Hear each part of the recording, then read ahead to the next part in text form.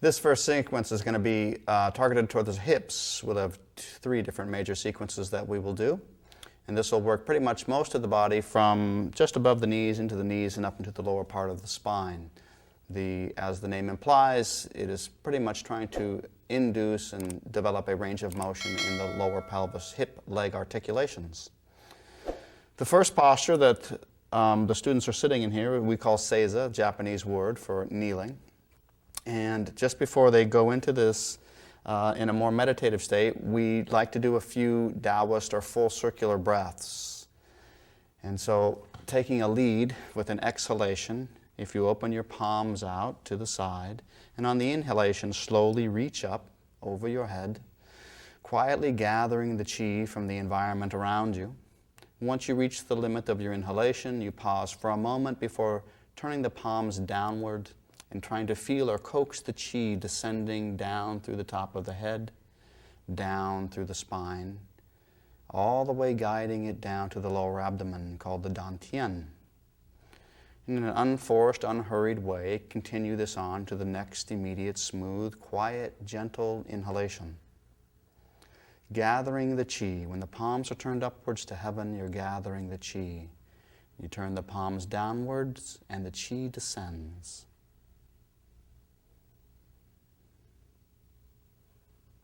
Gathering to the dantian at the lower abdomen. And then one more time, just to develop a sensitivity and awareness of the chi. Inhaling, reaching up, pausing for a moment before bringing the palms over and down and coaxing the chi down through the top of the body, down through the spine, gathering the chi at the lower abdomen. Then fold your hands, palms on your lap.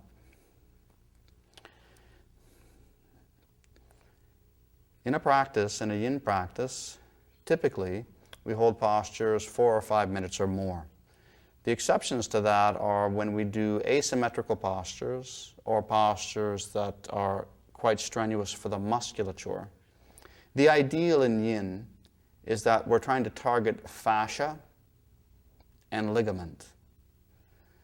Certain of the postures, it's difficult to target and isolate those tissues. Impossible, really. You have to stretch the muscles that overlie the joints. And whenever you're stretching muscle, you can, of course, stretch them in a yin fashion. You could stretch the muscles for minutes and minutes and minutes at a time, and that would be fine. But those are the times generally when we don't hold the postures as long. And this is really for beginners, so they don't become overly aggressive and strain a muscle in their introduction to yin. But the norm, if you can call it that, is 4 or 5 minutes in the beginning. The exceptions, again, are when the postures are more muscular or when the postures are asymmetrical.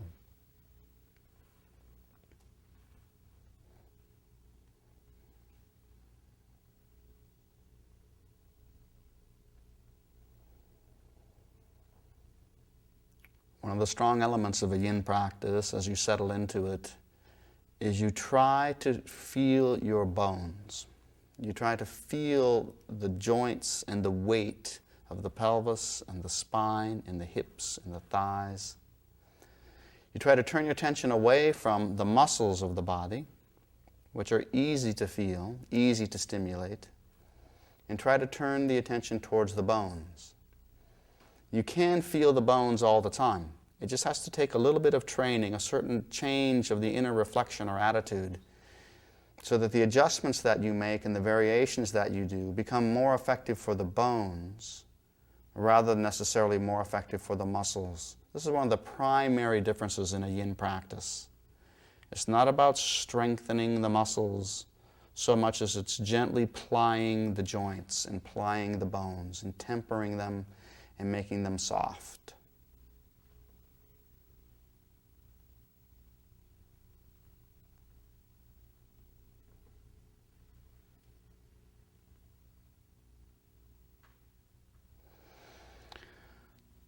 Now for our first posture, active posture, twisting dragon pose.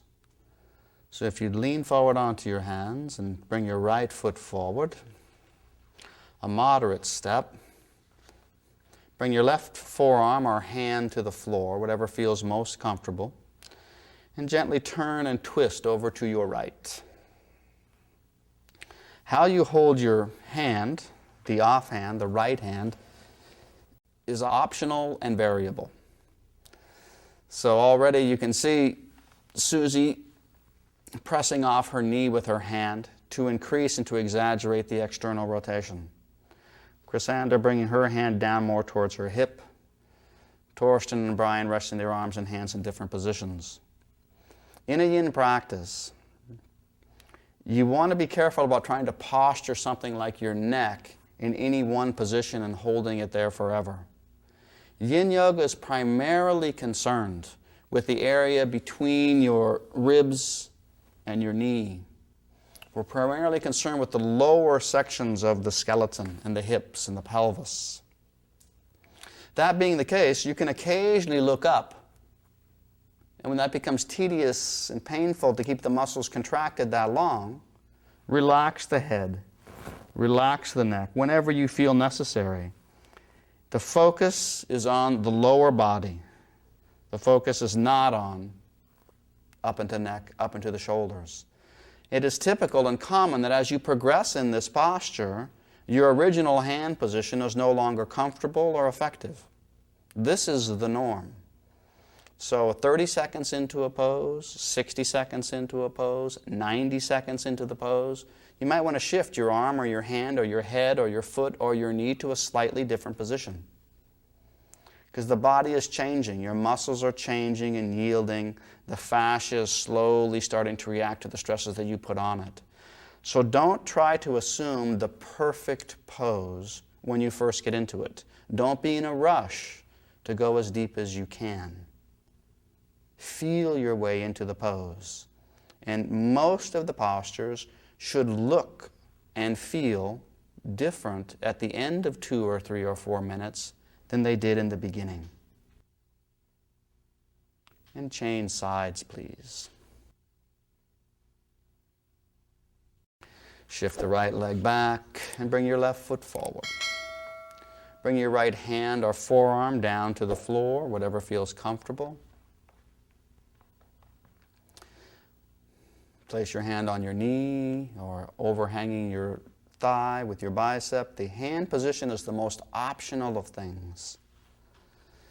And that's because everyone's flexibilities and proportions are so different. What's completely comfortable for one arm and hand position is very awkward and constraining for another person. And again, staying focused on what is the primary purpose of a pose is a big thing in a yin practice. That's why the arm, the head, the neck, the shoulder, from person to person, these little details of position might be different, very different from one person to another. Chrysander's head and chest is up, Brian's head and chest is down, Torsten is looking up towards the ceiling, Susie's looking distally past her left leg.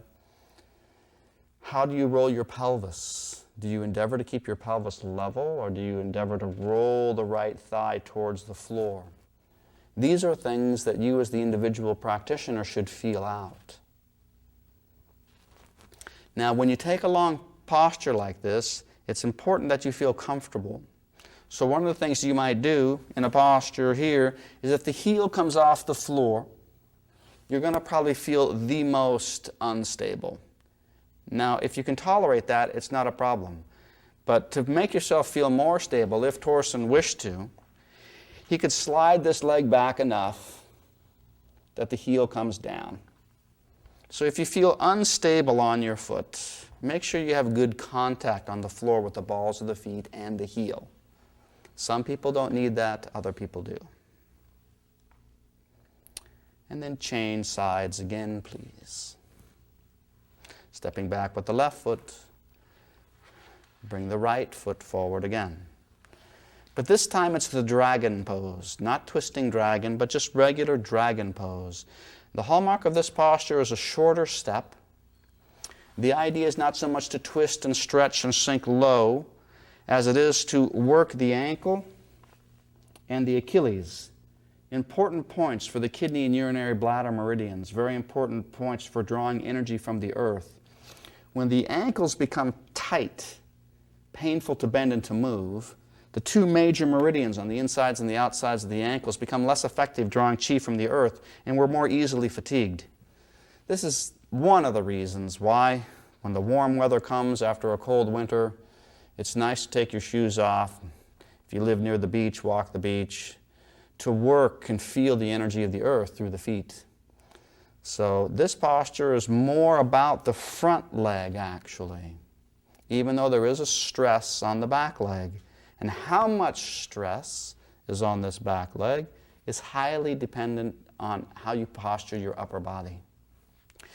Susie, by holding her torso high, is putting a lot of pressure directly down through the hip flexors on the back thigh.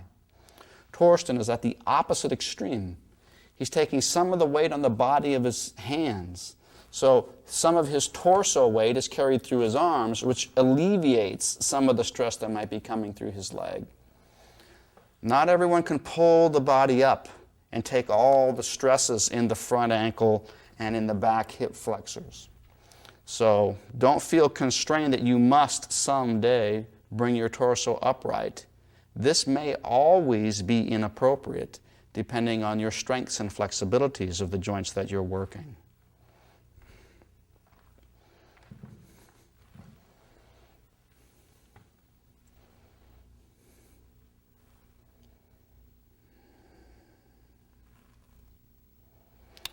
And change sides, please. Draw your right leg back. And bring your left foot forward. Dragon pose. Anytime we're in a stance in this position, we refer to this as dragon pose or something similar like gecko pose. There are several variations of these postures. Very common, the most common thing in the world, in fact, that the two sides are different. Sometimes just a minor difference in the flexibilities of the hip and the ankle and the thigh, and sometimes a major difference. So don't be overly concerned or think that you're the only one when you're doing a practice, this practice or any practice in yoga, when you find dramatic differences between the two sides of the body.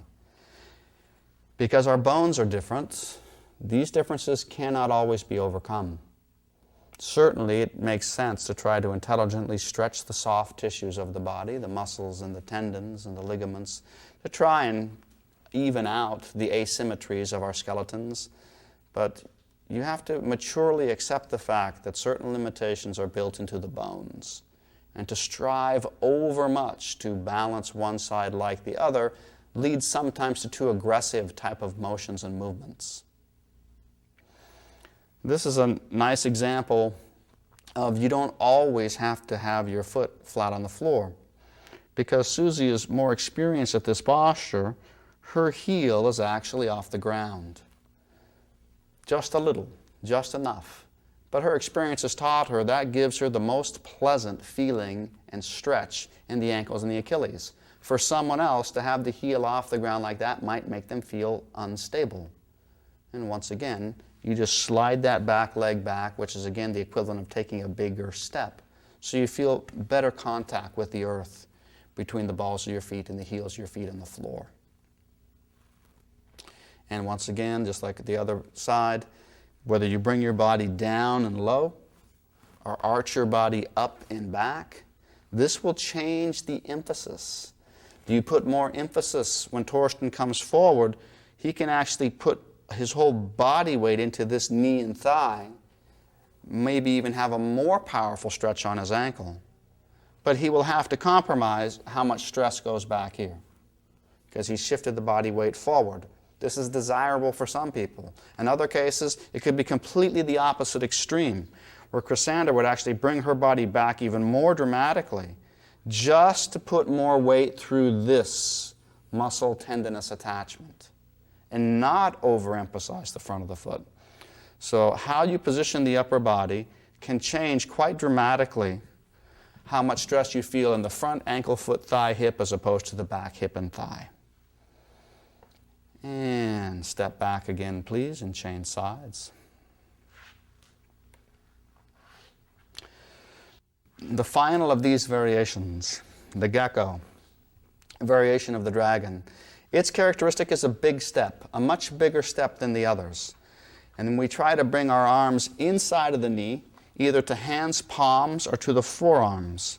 The idea is to lunge deeper than all the other variations into the hamstring and groin of the front leg. Still, the characteristic of stretching the hip flexors on the back leg is there, but this large, wide step, arms down, is putting more stress into the hamstring and groin of the front leg. The ultimate example of that being the demonstration of what Cassandra's doing of you can't get a bigger step than the splits. You've exaggerated the leverages of this posture to the extreme. And once you're in the splits, again, the two different opposite torso positionings. Susie in the splits, torso is up. This puts more strain and leverage into the back hip, and of course more of a gentle arch into the spine. Cassandra, her torso is positioned forward and down in the horizontal. This gets a more powerful hamstring stretch on the front leg. Two different extremes. Which leg are we trying to emphasize the most? Leaning forward emphasizes the stress on the front leg. Rising up and back emphasizes the stresses on the hip of the back leg. And one more time. Change sides, please. So, drawing the right leg back and bringing the left foot forward. The characteristic of the gecko is this big step, a wide step. The two sides, of course, will usually be different. Sometimes it's a minor difference. Sometimes it's a major difference. The angle of the knee and the angle of the front foot, this is entirely individual. Some people, the knee carries wide to the side, and other people, the knee carries more straight forward. And the foot usually parallels the position of that knee. How wide the knee turns out is typical of how wide the foot turns out. This is not always the case. Some people feel more comfortable with the foot externally rotated. So if the front foot is externally rotated slightly more than the knee, they actually feel better support this way. This is not always the case. But since this joint is not bearing a lot of weight, however you feel comfortable on that front leg is fine. Most of the weight is being borne by the arms and the torso and the body. All of Yin Yoga shares this characteristic, that even though we are trying to focus on the bones and the fascia of the body, it's virtually impossible to eliminate those structures and isolate them away from the muscles. So there's always a muscular element involved in a yin practice. That being the case, sometimes tensing a muscle, such as tensing the muscle in your thigh or tensing the muscle in your groin and then relaxing it, can be helpful to settle in for a longer, more comfortable time into a yin pose. And slowly step back. Child's pose for a moment.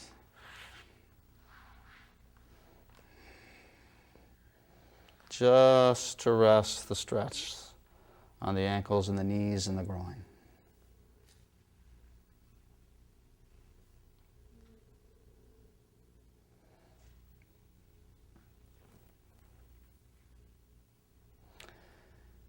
And then we come right away, we jump right into what we call the dragonfly. Sitting, splits, legs wide apart. So if you'll come up, sitting down, legs in front, bring your feet wide.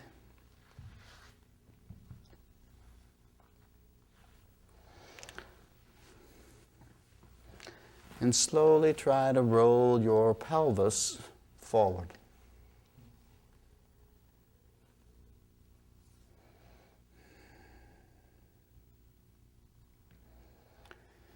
Now this is truly a yin posture. What makes it a yin posture, or why I would characterize it that way, is because it doesn't take any strength to balance in this pose. So the muscles are much less involved in this posture. Remember, there are no absolute yin. There's no absolute yang. There are no perfectly yin postures that only work yin tissues and not muscular tissue. There are no absolutes. There are relative things. And this is one of them, particularly if you look at people more flexible in their pelvis and their thighs. Cassandra and Susie, when these women come forward and down, certainly balance or strength is not an issue here. Now for Torsten, because of tension in his pelvis here, where the bones abut or compress against his pelvis, it's virtually impossible for him to tilt his pelvis forward, which is why he's adapted this arm position to hold his torso upright. This is a perfectly acceptable variation of this pose, which we call the dragonfly pose, but I'm going to suggest another one, and that is frog. So if we'll have Torsten come out of this posture, get on his knees, much like child's pose, but knees wide apart, and then slowly bring his body down and forward.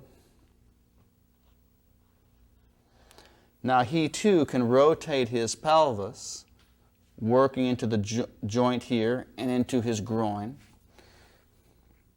And it's not such a strength or arduous or a tedious sometimes posture to hold yourself braced on your arms that way. To brace yourself on your arms or to keep your spine erect in a muscular movement is perfectly fine for 30 seconds or 60 seconds or in a typical yang class, but it can be tedious to do it for minutes and minutes and minutes at a time. We're now 2 minutes into a 4-minute posture. So what Torsten doesn't get out of this posture is a strong hamstring stretch, but he still gets a very strong and beneficial working of this hip joint in here and of the liver and kidney meridians through his groin. The other variability in this pose is what does it work also is dependent on one's flexibilities. Typically, what is most dependent upon is what is the rotation of the pelvis. The tilt of Susie's sacrum or pelvis, where my palm is virtually parallel to the floor, which means there's no stretch to her lower spine. Torsten has a very gentle stretch to the spine. Cassandra has virtually no stretch to her spine, but slightly in this area because of how it's rounded.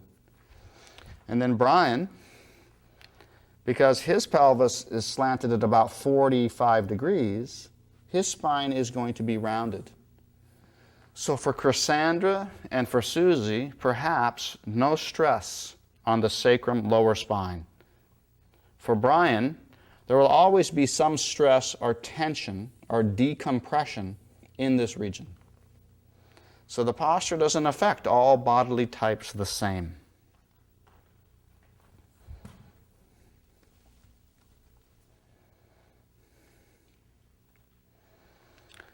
And slowly come up, please.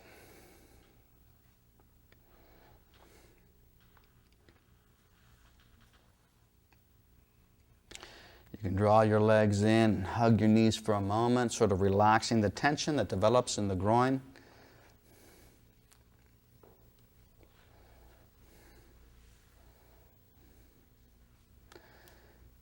And then we go into the next two postures, one after the other. First we call sleeping swan. So if you would, bring your right foot forward, turning the right knee out. Stretch the left thigh back behind you.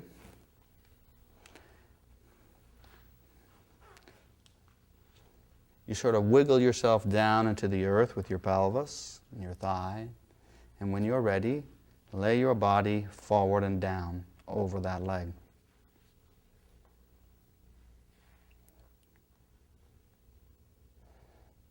We call this the sleeping swan.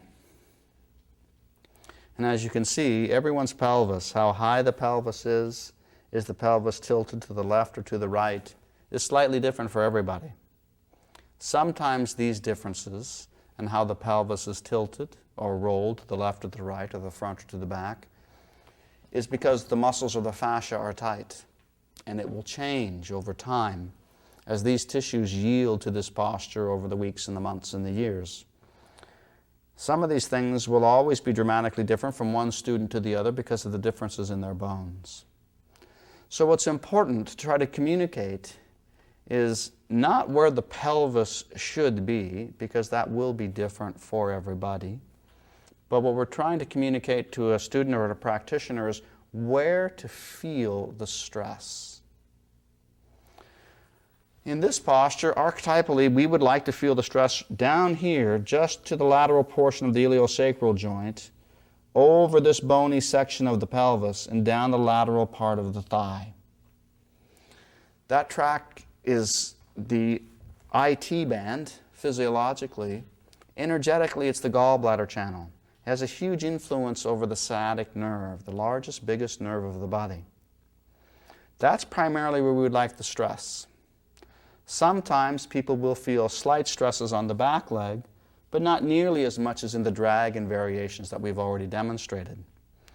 So once you have been satisfied for yourself, what is the primary objective of a pose? Everything else being secondary, everything else is optional. Where do you place your head? How do you hold your hands? How do you roll your pelvis to the left or to the right? Do you tense the back leg or do you relax the back leg? Where should the foot position be? All of these are important details, but there are no absolutes on what is correct. There are two ways to do a posture wrong in a yin practice, and they're on opposite ends of the spectrum. One is you do it in such a way so aggressively that you hurt yourself. That's wrong. Two, you do it in such a way that you have no effective stress or traction on the area where you want it. You're not going to hurt yourself, but you're wasting your time. So an active, living, breathing yin practice on an acting, living, breathing, different, unique bodies looks different on everybody. The biggest variations being, how high up can you bring your foot? For Cassandra, it's easily level to her head and her shoulders, and her foot can actually extend beyond that if she wished to. For Susie, Torsten, and Brian, their foot is very far down close to their hip. The reason for this is that if you don't have the innate hip flexibilities in this joint, and you try to bring your foot up, the stresses go to your knee and to your ankle. So how high the foot should be isn't the question. It's how high can I bring my foot without putting stresses on my knee or my ankle?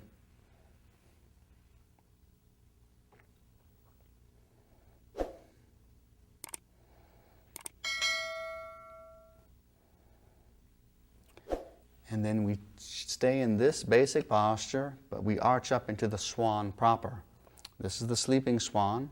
And now elevate your body. And when you come up into the swan, you can change your foot and or your knee position. Even your pelvis position you can change. You can change everything in your lower body. You can wiggle your hip and your pelvis and your thigh and your knee to a slightly different position so that you want to just feel stable and relatively comfortable in the base so that you are free to put some gentle stress into the compression of back bend in the lower spine, some gentle stretch across the front of your thigh. These are the primary intentions of this swan posture. Now, for some people, they're always going to feel it the way they do in the sleeping swan, in this region of the body. That's not the intention, it's just you can't get around it. Because of how they're built or how tight their fascia is, they have to do it that way. But the primary intention, other than that, is not where you posture this foot, but how do you posture your back and your shoulders and your head, gently arching into the lower spine for the first time. Cassandra demonstrates an extreme variation where you bend the back leg up, reaching and grabbing the back foot with one or both hands. Susie demonstrates an example of exaggerating the stress not so much on the spine, but on the hip flexors of the back thigh. needless to say, these variations are not accessible to all body types. But if they are accessible to you, these are perfectly viable things to explore.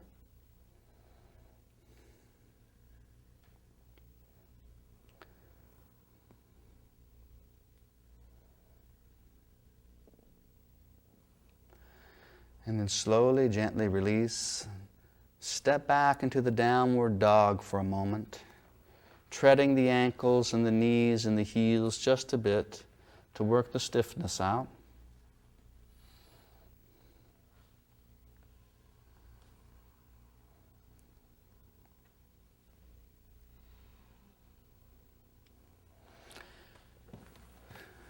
And then we'll change sides and bring your left foot forward, please. The same, this time sleeping swan is first.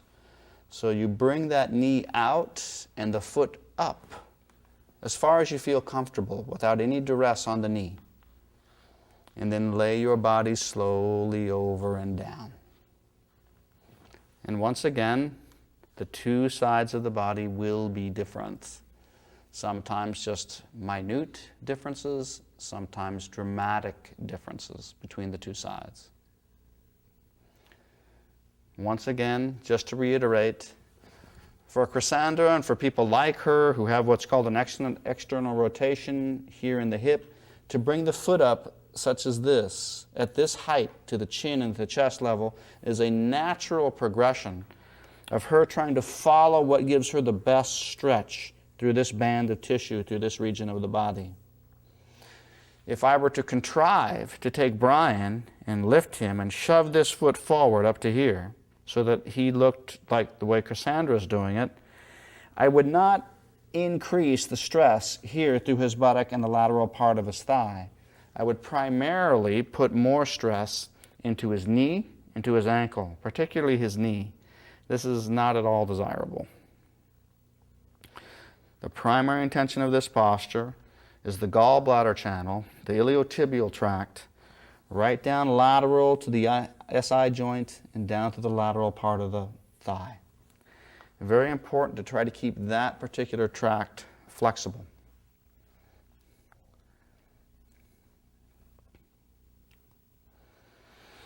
And once again, sometimes due to muscular tensions or fascial tensions, not so much ligamentous tensions in this pose, but fascia or muscle. If you look from one person to the other, their pelvis aren't the same. Cassandra's pelvis is actually tilted back, slightly up like this. That's what helped her bring her foot very far forward. Brian's pelvis is actually tilted more flat to the floor, and he's sitting lower to the floor, but his foot isn't as high. Torsten is almost perfectly evenly, symmetrically suspended. This hip and thigh is not on the floor, neither is this buttock and thigh on this side.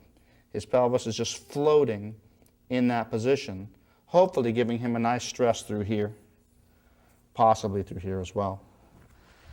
Susie is slightly off the floor here, but this thigh is on the ground.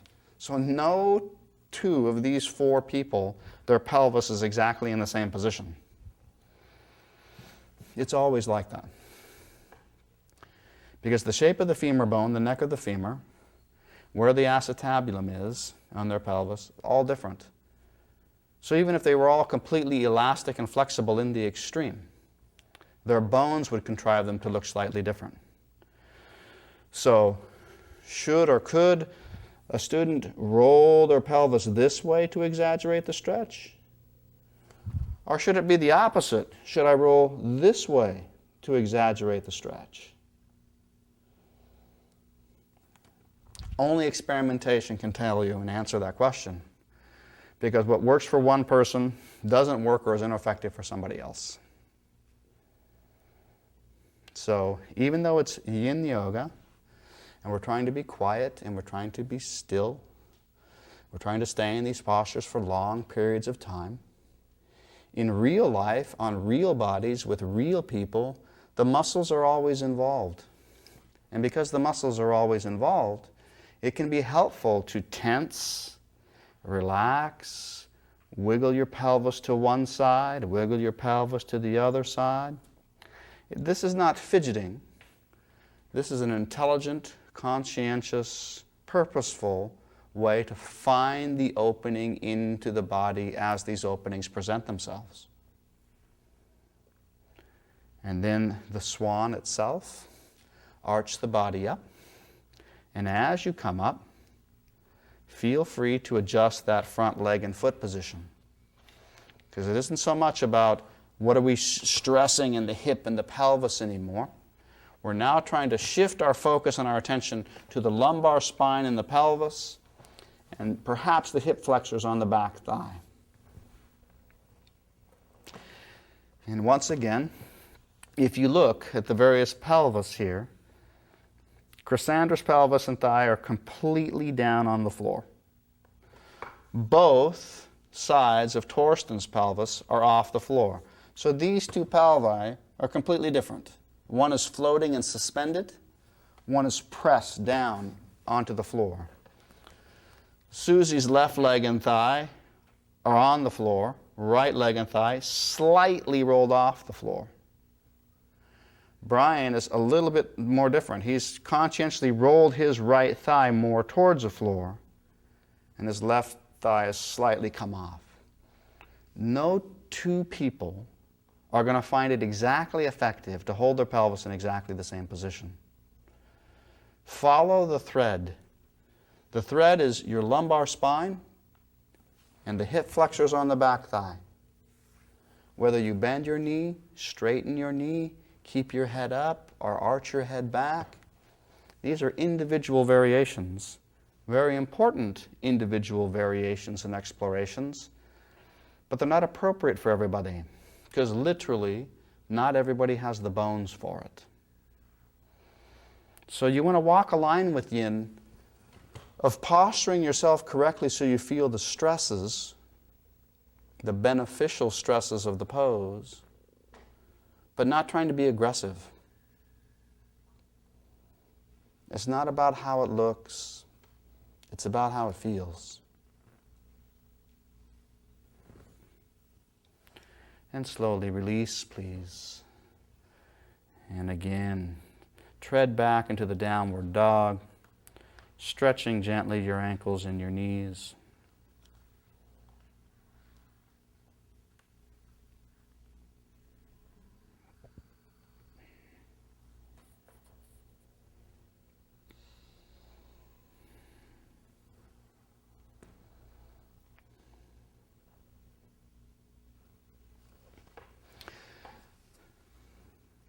Okay, shoelace pose. If you'll sit down on the floor, and if everyone would start, at least in the beginning, with a loose or open shoelace, sometimes called square pose. Right leg goes over the left, the ankle on the knee. Left ankle is under the right knee.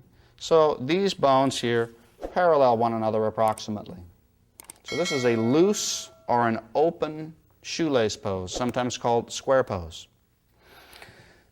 And if you look at the differences here, Susie's leg is lying flat, Chrysandra's leg is lying flat, Torsten's leg is up just a bit, and Brian's leg is way up. These differences in these body types is not due to muscular tension. We'll demonstrate very soon the differences here where the legs are placed are due to the skeletal differences. Now, if you will lay yourselves forward, trying to exaggerate the stresses here. Very similar, really almost biomechanically identical to sleeping swan is the stresses on the upper leg on this fascial band through here like this. It's essentially biomechanically identical to what we just did one leg at a time.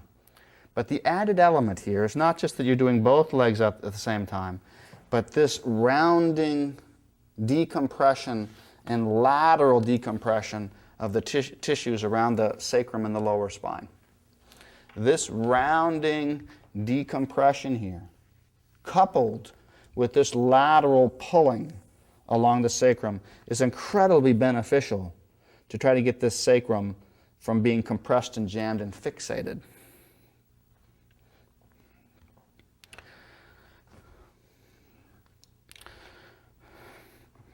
As Brian comes forward, this knee really hasn't dropped at all. If we bring him back up, we're going to try to avoid where Brian is compressing in his hip joint right here. And the way we do that is we tighten up his shoelace or make it a tight shoelace. Then we allow him to stretch forward into this pose. Now he can lay flat.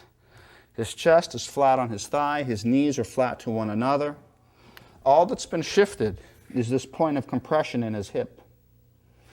Now Brian too can have this stress down through the gallbladder channel here.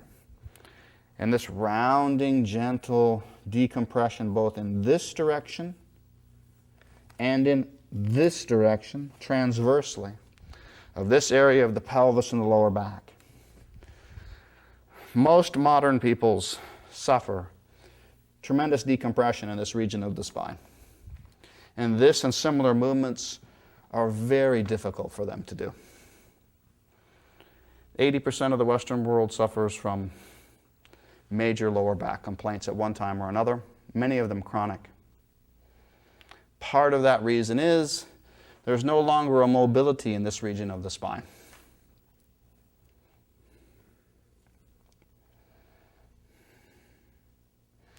Once you've isolated for yourself what the intention of the pose is, every other position is secondary. The knees, the feet, they're fairly locked in by how you started. Your hands, your head, what feels most comfortable to you. If this is an accurate thing to say, this is about as yin as it gets. There's no strength involved. There's no balance involved. And once you have any minor degree of facility in this posture, it is much more about ligaments and fascia than about muscle. So in a sense, this is like as yin as it gets. You're not developing strength. You're not building body heat. You're trying to let your bones fall apart and yield to the stresses this posture is putting upon it.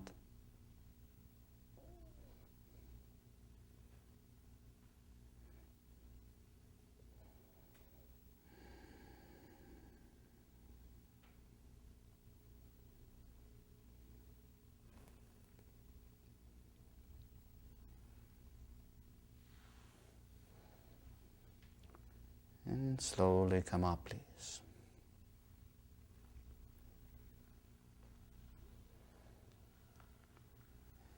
And change sides.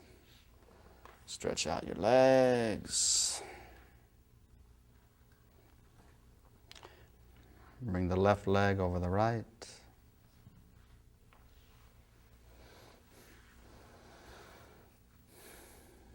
And when you're ready, stretch forward and down.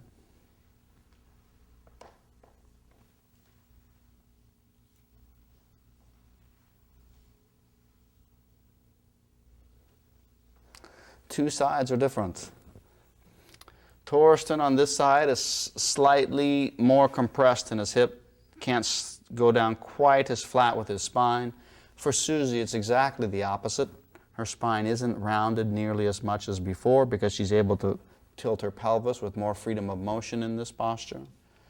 Cassandra's slightly higher on this side than the other side. Brian, again, we see that with this wide shoelace position, our square pose is very difficult for him because of the shape of his bones. His bones literally don't allow this to occur. So again, Brian, if you tighten up your shoelace to a comfortable angle, he can get, literally, by repositioning his legs, he gets his bones out of his own way. And now he can slide down with great facility, pressing the knees together and pressing his thighs with his upper body and torso.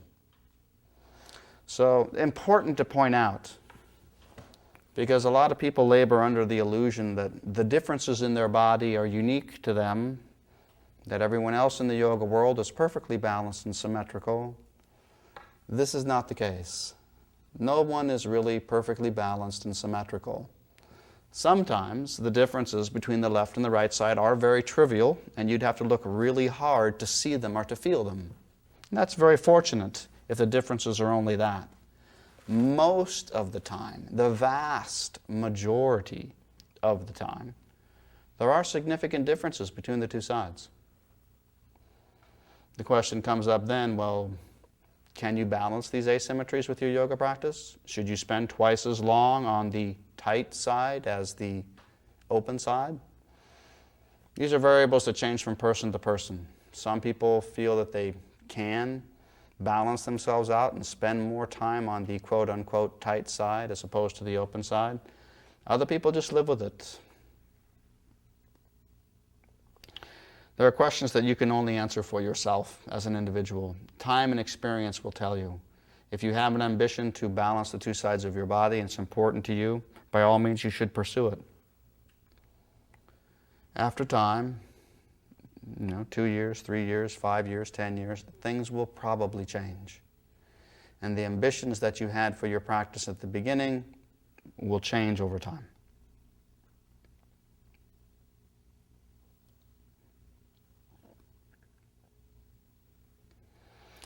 In this posture, as with all postures, how much an effort you make to extend the chest forward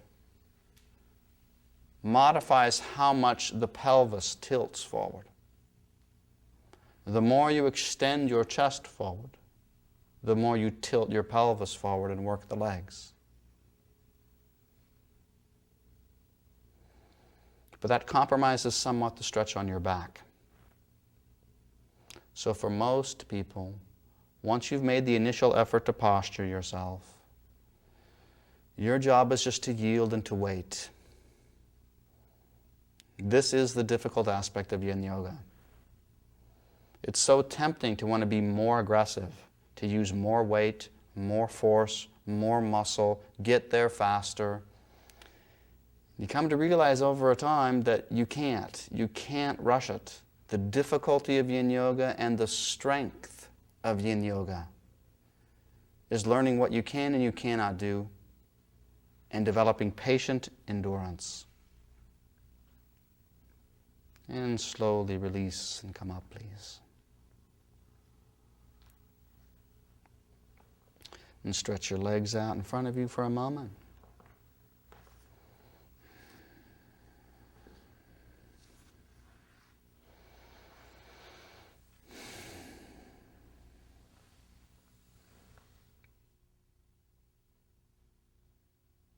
Two more strong moves for the hips.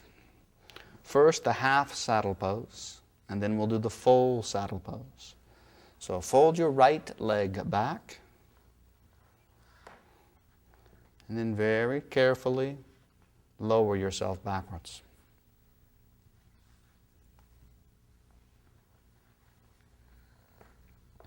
Now I have asked Torsten to do this posture with his foot pointed this way, close to his body, and to allow his knee to drift slightly out to the side. The reason I asked him to do that, because I want him to do it as relaxed as is possible. Okay? And if you look at the different knee positions on the floor, we have a huge variety here. Susie's knee is swung out to the side, but her knee is down. Torsten's knee or thigh is swung out to the side. His knee is up. Cassandra, at my request, has flexed her foot and moved it way out to the side. This exaggerates what's called the internal rotation of the femur.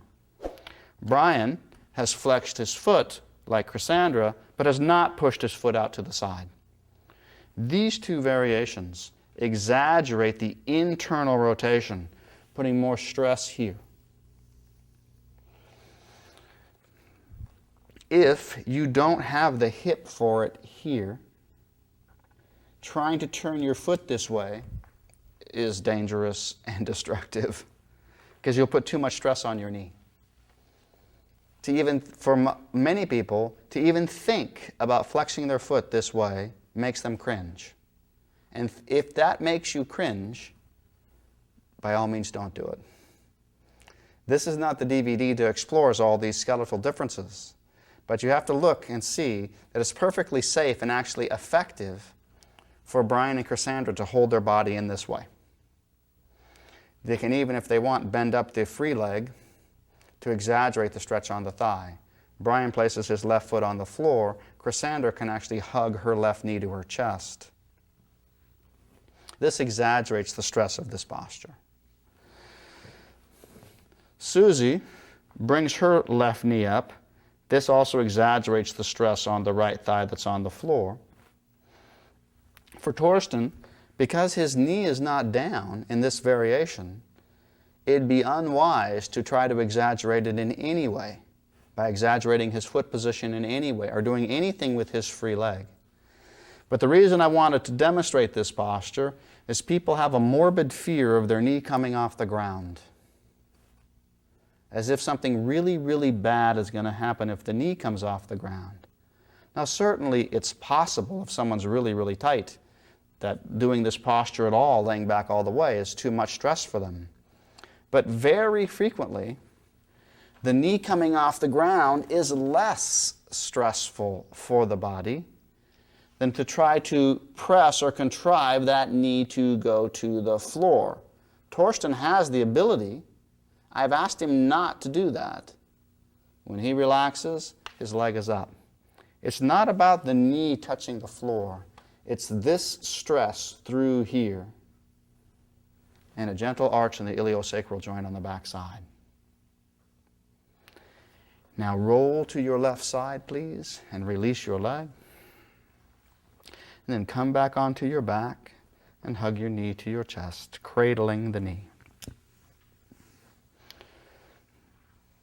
And then you can straighten that leg as well, flex your ankle a little bit, sort of work the kinks out of those joints. The feet and the knees sometimes take stress in certain of the yin postures, but they're never the target. The target is always up in the hips and the thighs and the back. But in order to get to the hips and the thighs and the back, sometimes we have to put modest stresses on these joints. So you want to take precautions to make sure you never overdo it. Yeah. Okay, and then hug both knees to your chest, please. Stretch your legs up to the ceiling. This is the hinge movement. The legs are straight, hands under your hips. You slowly bring your legs down, holding your feet just off the floor for a breath or two. And then before your feet touch, sit up all the way, please. Okay, and then the other side. Fold the left leg back. Half saddle pose.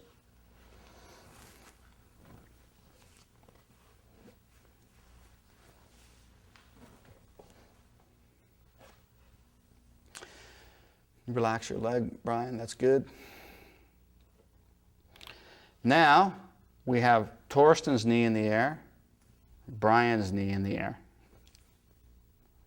There are always exceptions to every rule. There are exceptions to every rule, so always be cautious with whatever I or anyone else says.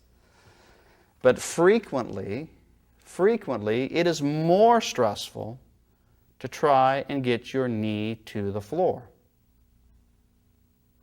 It is less stressful to have the foot up, the knee up, I mean. The problem will be usually in this ankle or the foot. Letting the knee come up puts more stresses on the ankle and the arch of the foot. Well, that's not desirable. So it's not always possible. That's why there are exceptions, that necessarily letting the knee come up will be less stressful. It might be less stressful here, but more stressful here. You are the judge of this. In your own practice, if you feel dangerously uncomfortable with your knee in the air, don't keep it there. But I want to bring this to your attention that maybe, just maybe, you will find in your experiments with your own body and your own practice, this is actually more comfortable to do, less stressful to do, and just as effective. And once again, pointing out the different foot positions. Susie's foot is pointed and tucked, the knee is coming out to the side. Torsten's foot is pointed, but his knee doesn't come out very far. Cassandra's ankle is flexed and her foot is pushed away from her body. And Brian's foot is flexed, but he hasn't pushed it away from his body. Several different positions. Chrysanda, on this side, might choose to tuck her knee up. Brian, I don't know if he would do it or not. He'd have to tell me. Does he feel like it'd be fun to bring his foot up and tuck it? Does that exaggerate too much stress on the opposite side? Or is it fine? The stress of this pose should be here, which is stomach and spleen channel, and an arching movement in the iliosacral joint on the backside. Primary stress is here. Unfortunately, due to this awkwardness of this pose, and it is awkward for a lot of people, sometimes the stress in the knee and the stress in the ankle is too much. And even though they're experiencing a beneficial stress through the targeted area, the stresses through the knee and the stresses through the ankle are too much, and you have to come out. You cannot risk abusing your extremities, your knees and your ankles. Okay? They're too easy to overstress.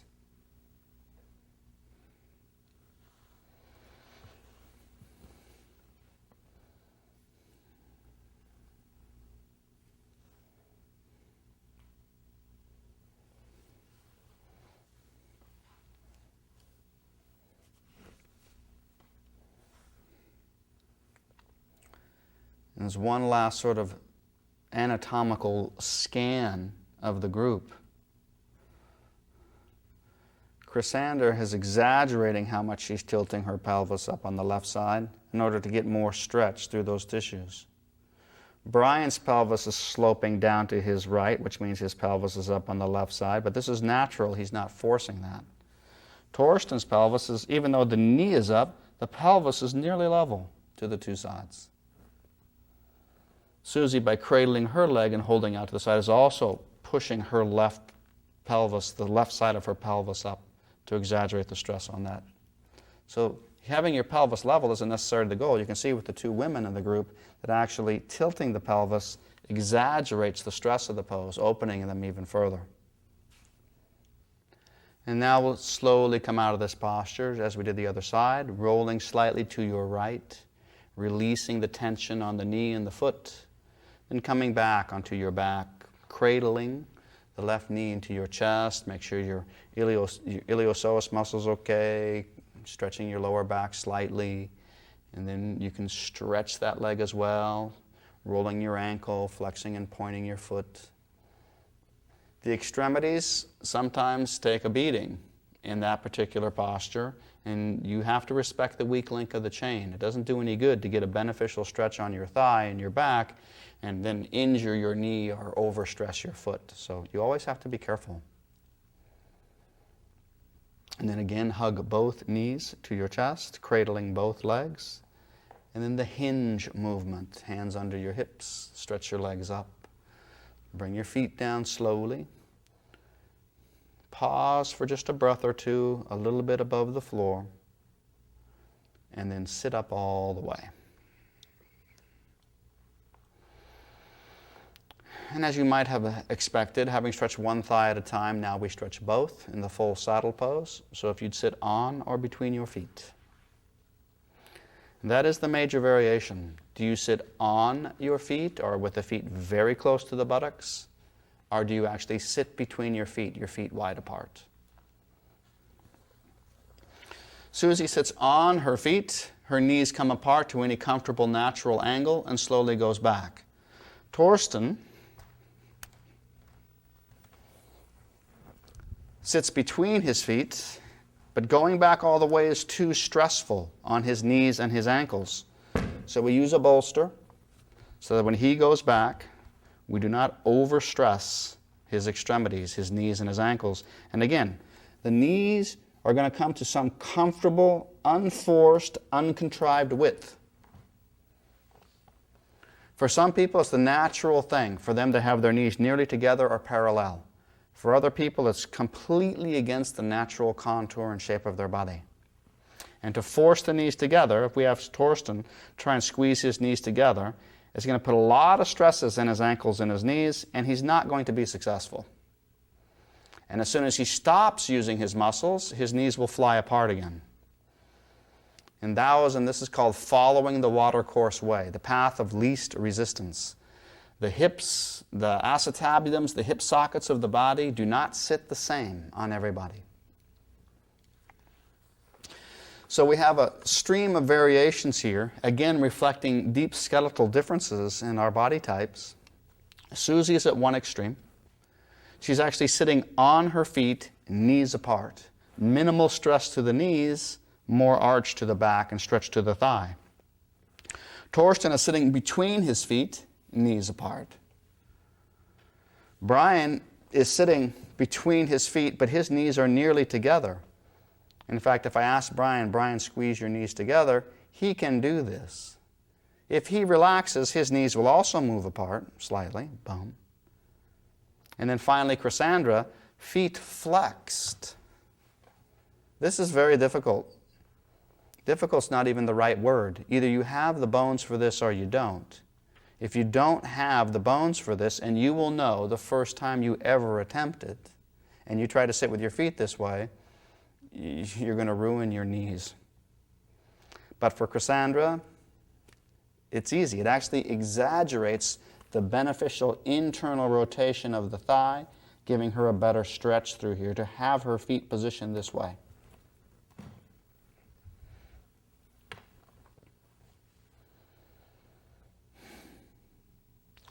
This is perhaps the climactic back bend.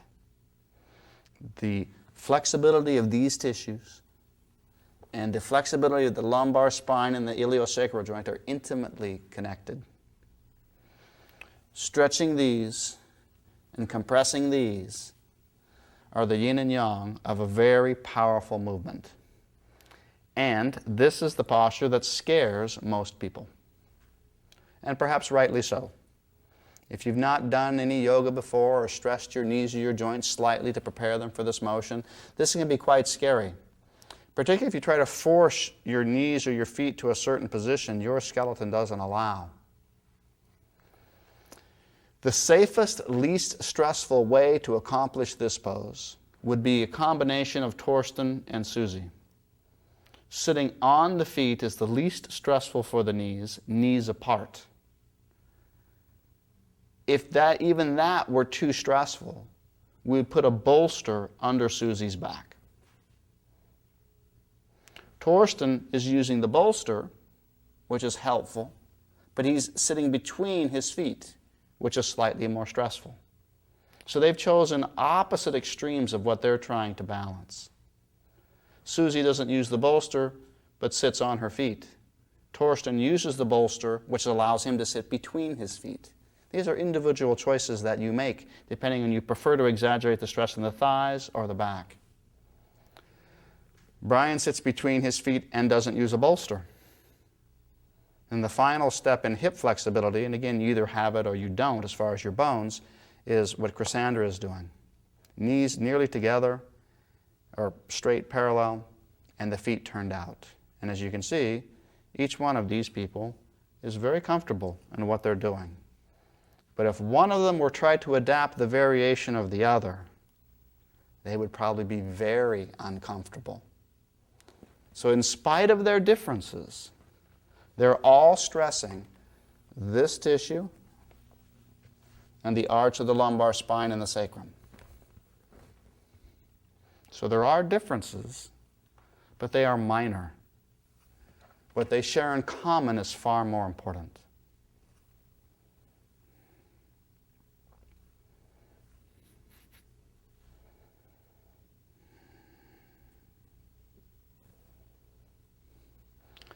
Notice the arm positions that people have chosen slightly different. Susie's arms stretched over her head. Torsten's arms relaxed by his side. Brian's hands by his heart. Cassandra's hands by her hips, perhaps checking to see if they still work.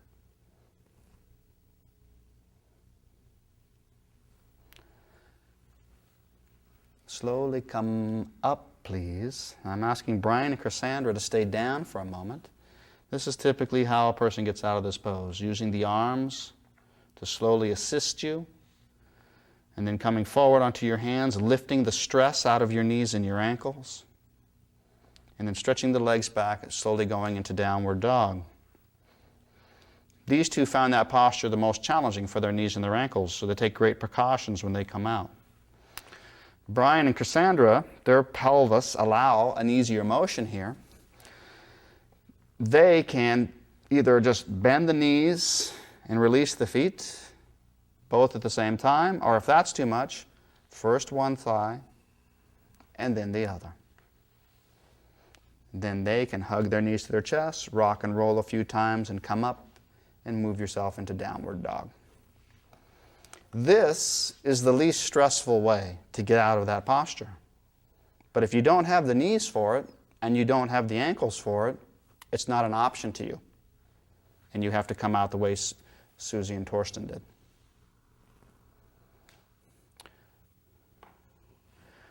Just a moment to stretch out your knees, your ankles, and your feet. You don't need to be static. You can tread the ground, flex and move the muscles a bit.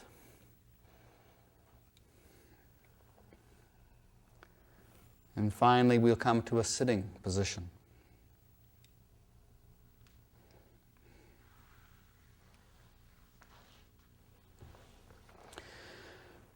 So Susie and Brian will sit, whereas we'll ask Cassandra and Torsten to relax. These are two different, completely viable options of how to end any yoga practice, any yin practice. Pentacle is you sort of relax your legs a little wider than perhaps you'd be standing. And you raise and open your heart and your chest, arms splayed out. So you have the 5 points of the head, the arms, and the feet. This is a classic, if there is such a thing, pentacle position. But the most important thing is to be comfortable. So if you're not comfortable with your arms over your head, then go ahead and bring your arms down at some lower level, any comfortable level. If your legs are not comfortable at the width that they are, bring them in or out to a more comfortable position. This is one way to relax after a yoga practice. The other way is to sit very quietly upright, the way Brian and Susie are, so you can feel very consciously and attentively the energy moving and pulsing through the body. Yin Yoga tends to temporarily stop or block chi movements while you're in the long postures. And then when you come out of them, there's a release or a rush of blood and chi through the tissues that were bent or compressed or stretched. So it can be quite pleasant and quite informative to sit for a time after your practice and feel the natural pulsing and movement in the body. The same can occur on the floor.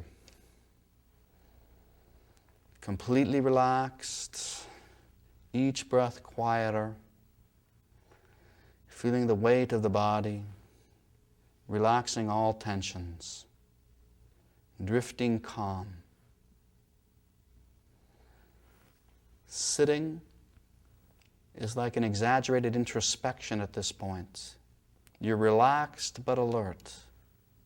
Relaxing in the pentacle, you just relax further and further and further. Which option any student might choose as a way to end their practice is an individual choice based on them, their experience, their preferences. And is it morning? Is it evening? Are you sick? Are you healthy? Is it summer? Is it winter?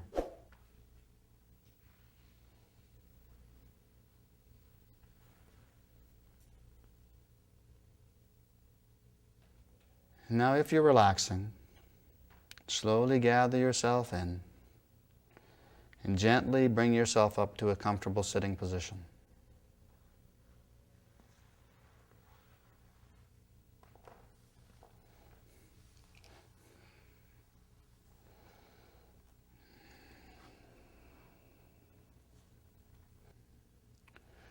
Bring your hands, palms together.